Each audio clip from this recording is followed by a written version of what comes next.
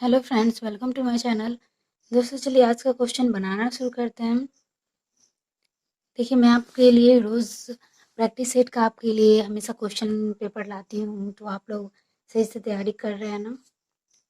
क्योंकि एग्ज़ाम का भी तो अब हो सकता है कि इस बार जुलाई में इसका पता चल जाए और अगस्त में एग्ज़ाम होने के बारे में कहा जा रहा है। तो देखिए क्या होता है, अगस्त में एग्ज़ाम होता है, क्योंकि इसने सीटेट का भी एग्ज़ाम का तो अभी कैंसिल कर दिया है, तो उसको भी अगस्त में ही लेने का है। तो हो सकता है नेट के एग्ज़ाम को भी उसी टाइम में ले लिया जाए। कि उसका क्वेश्चन बनाना शुरू करते हैं। जब भी हो हमें तैयारी अच्छे से करनी है। फर्स्ट क्वेश्चन हमारा ICDS यानी कि जो ICDS जो होता है, उस प्रोग्राम के निम्नलिखित कार्यकर्ताओं को उनके बढ़ते हुए अधिकारों के क्रम में लगाए। आंगनबाड़ी कार्यकर्ता जिसको बोलते हैं, उसी के तहत ये कार्यक्रम चलाया जाता है ICDS। ICDS एक प्रोग्राम है।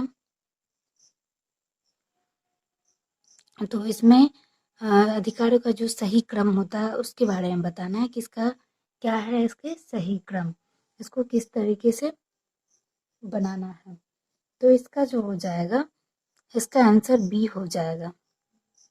इसमें सबसे पहले होता है आंगनवाड़ी सहायिका होती है, उसके बाद होती है आंगनवाड़ी कार्यकर्ता, उसके बाद मुख्य सेविका, उसके बाद होती बाल विकास प्रोजेक्ट अधिकारी, उसके बाद होता है जिला प्रोग्राम अधिकारी। इसका सही क्रम यही हुआ, यानी कि बढ़ने का।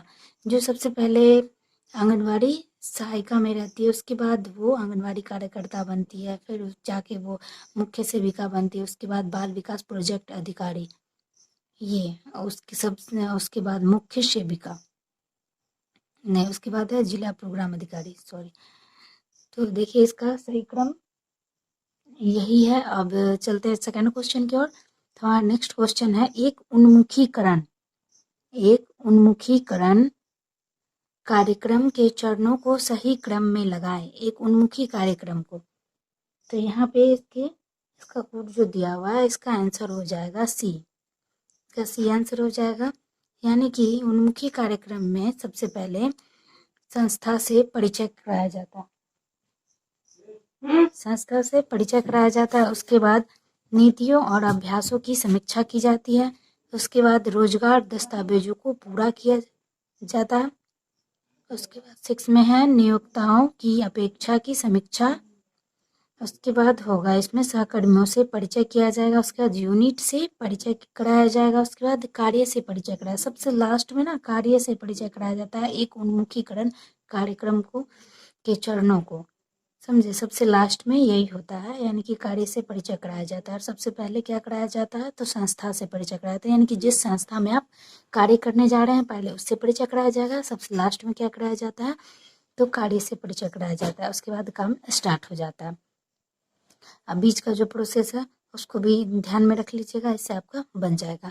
अब देख लेते हैं नेक्स्ट क्वेश्चन। तो हमारा नेक्स्ट क्वेश्चन है पारंपरिक रिंग कताई की क्रिया का सही क्रम दीजिए। रिंग जो होता है कताई, पारंपरिक रिंग कताई, ये जो है इसका सही क्रम देना है। तो इसमें दिया फर्स्ट में उठाना, फिर कंघी करना, खोलना, साफ करना, सम्मिश्रण करना, कार्डिंग, कताई। देखिए इसमें सबसे पहले किया जाता है, इसका हो जाएगा, इसमें सबसे पहले ना खोलना, साफ करना और सम्मिश्रण करना होता है। इसका 3 हो जाएगा। सबसे पहले यहाँ पे इसका कोड में 3 हो जाएगा, इसका सी आंसर होगा।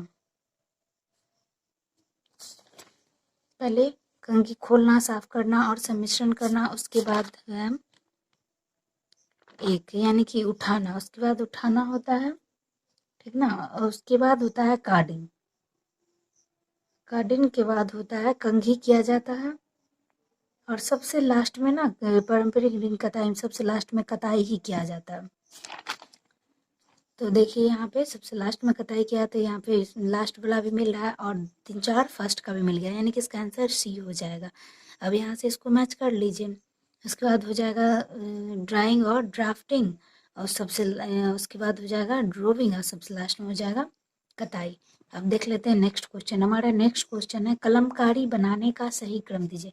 कलमकारी जो है भारत का बहुत ही लोकप्रिय हस्तकला है, और इसे बनाने का जो सही क्रम है वो इसमें दर्शाना है कि इसको कैसे सबसे पहले बनाया जाता है। तो इसका आंसर हो जाएगा ए। इसका आंसर ए हो जाएगा, यानी कि सबसे पहले 3 प्राकृतिक विरंजक या विरंजक जो होता है वो लेना होगा। उसके बाद मायो रोवलम उपचार किया जाएगा। उसके बाद 4 में फिर छपाई की जाएगी, यानी कि प्रिंटिंग किया जाएगा। फिर धोना और उबालना। उसके बाद 6 में चित्र बनाना, पेंटिंग।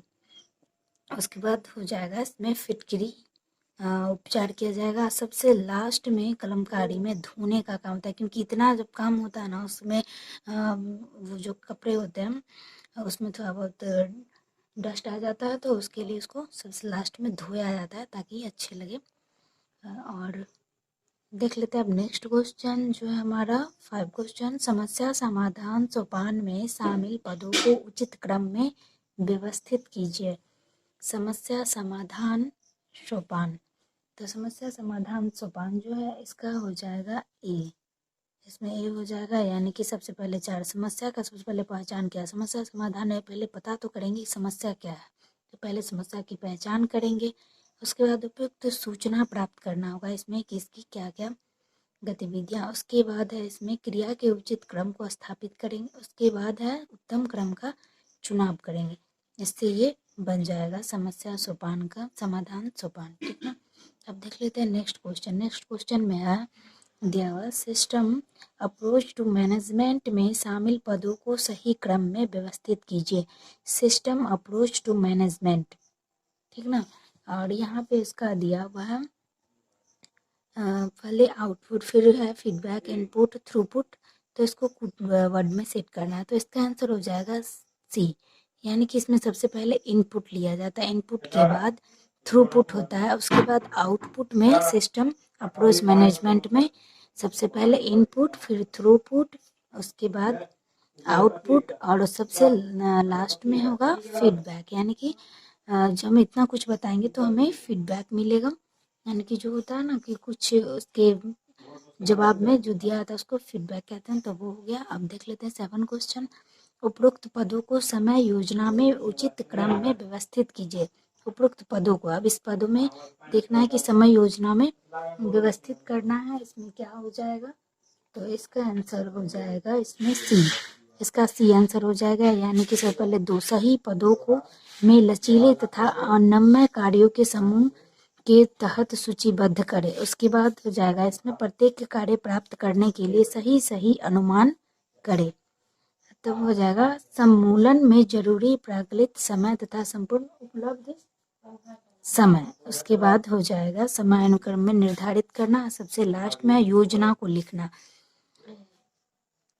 समय योजना में यानी कि कार्य सरलीकरण जो ये टाइम मैनेजमेंट जो करते हैं उसमें सबसे लास्ट में योजना को लिखा जाता है। उससे पहले इतने कार्य को किया जाता है। सबसे पहले तो मतलब सभी पदों में लचीले तथा अमान्य कार्यों की समूह को सूचीबद्ध किया जाता है, यानी कि जो भी मन में आ रहा है जो क्या क्या काम करना है सबसे पहले उसका सूचीबद्ध एक डाटा तैयार कर लेंगे और उसके बाद देखा जाता है, यानी कि सबसे लास्ट में उसमें क्या किया जाता है योजना को लिखा जाता था। आपको ये 2 अगर याद रख ले तब भी आपको ये आराम से इसका आंसर आपसे बन जाएगा।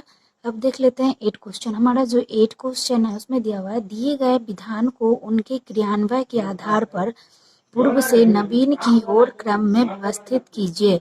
दिए गए विधान को उनके क्रियान्वयन के आधार पर पूर्व से नवीन की ओर क्रम में व्यवस्थित कीजिए।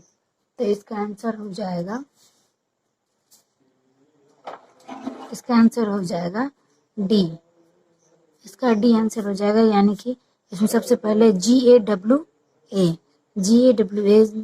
जो 2016 में स्थापित हुआ था उसके वो इसके क्रम में सबसे पहले आ जाएगा। उसके बाद आ जाएगा RTE अधिनियम।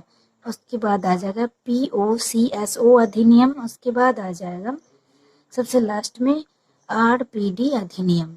ये है क्रियान्वयन के आधार पर पूर्व से नवीन की ओर, यानी कि पहले से नए की ओर जो व्यवस्थित क्रम है ये है अधिनियम का व्यवस्थित क्रम, यानी कि GAWA, RTE, POCSO और RPD।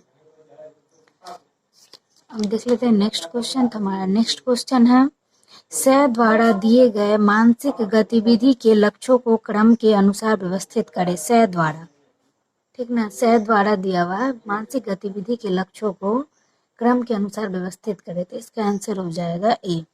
इसका आंसर ए हो जाएगा, यानी कि अधिमानी चरण पहले लिया जाएगा, उसके बाद मंच को प्राप्त करना, फिर जिम्मेदारी चरण, उसके बाद हो जाएगा कार्यकारी चरण, फिर पूर्णयोजी चरण। पूर्णयोजी चरण सबसे लास्ट में होता है, इसमें स द्वारा मानसिक गतिविधि में सबसे लास्ट में होता है पुनर्योजी चरण, जो कि सब में दिया हुआ था, कंफ्यूज हो जाओगे। तो इसमें सबसे आपको 2 या 3 याद कर लो, सबसे ज़्यादा अच्छा रहेगा। यानी कि अधिमानी चरण, मंच प्राप्त करना और जिम्मेदारी चरण, और उसके बाद कार्यकारी चरण और पुनर्योजी चरण। अब देख लेते हैं नेक्स्ट क्वेश्चन। नेक्स्ट क्वेश्चन में है, बच्चों से संबंधित दार्शनिक या ऐतिहासिक सोच को शुरुआत से अंत तक क्रम में लगाएं। बच्चों से संबंधित दार्शनिक या ऐतिहासिक सोच को शुरुआत से अंत तक क्रम में लगाएं। 1 में है प्रामाणिक अवधि, 2 में है टबुआ रासा, 3 में नोबल सैवेज, 4 में है प्री फॉर्मेनिज्म, 5 में मनोवैज्ञानिक परिप्रेक्ष्य। तो इसका क्या हो जाएगा, इसमें आंसर हो जाएगा इसका ए। इसका आंसर ए हो जाएगा, यानी कि प्री फॉर्मेनिज्म पहले होगा, फिर उसके बाद इसमें टबुआ रासा होगा, फिर नोबेल सैवेज होगा, नोबेल सैवेज के बाद प्रामाणिक अवधि, सबसे लास्ट में होगा मनोवैज्ञानिक परिप्रेक्ष्य। बच्चों से संबंधित दार्शनिक ऐतिहासिक में सोच के लिए सबसे लास्ट में मनोवैज्ञानिक परिप्रेक्ष्य, जो कि सब में दिया हुआ है। सबसे फर्स्ट में देखेंगे तो प्री फॉर्मेनिज्म, जो कि 2 में है प्री फॉर्मेनिज्म, उसके बाद है 2 में टबुआ रासा। हाँ, तो ऐसे ही आपको देख लेना है। तो आज के लिए बस इतना ही। Thank you for watching. और अगर अभी तक चैनल को सब्सक्राइब नहीं किया तो चैनल को सब्सक्राइब कर ले, क्योंकि जब भी मैं आपके लिए पर डे वीडियो बना कर लाती हूँ प्रैक्टिस सेट का, तो आपको आसानी से सबसे पहले मिल जाएगा अगर आप मेरे चैनल को सब्सक्राइब करते हैं।